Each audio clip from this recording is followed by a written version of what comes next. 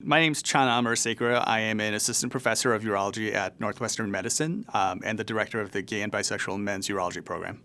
Prostate cancer screenings are different between heterosexual men and gay and bisexual men. There are some studies that say gay men are screened at higher rates, and in other studies, there's no difference that we've seen. So the truth is, we don't quite know, and that's part of the problem of gay men's health at this point. There's not a lot of data that's collected on gay and bisexual patients in general. They're not part of cancer registries, and population studies lack that granularity. So in advancing gay and bisexual men's health, that's one of the things that we'd love to see more of, to have that demographic data available.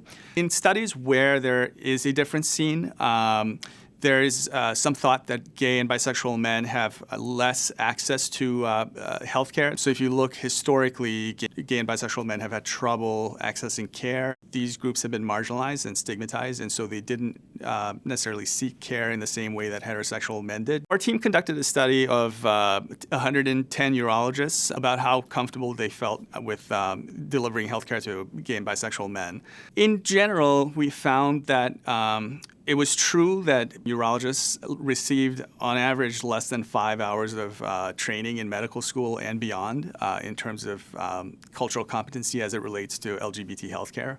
The providers, by and large, felt much more comfortable talking to heterosexual patients about sexual health than they did to gay and bisexual men.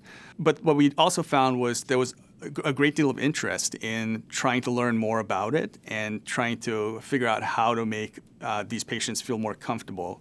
What we also found was a lot of these providers did not ask patients what their sexual orientation was, and about a third of them assumed all patients were heterosexual. The reason most of the physicians cited for not asking patients about sexual orientation was that they felt that it didn't really matter. They treat all patients the same regardless of sexual orientation.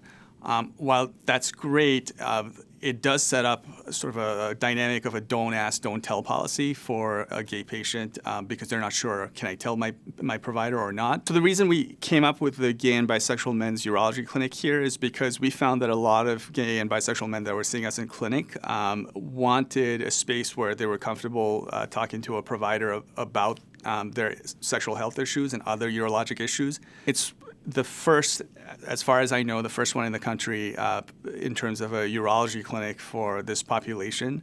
And what we seek to do is to create instruments that are specific to this population, that are validated to help monitor their wellness as it pertains to sexual health.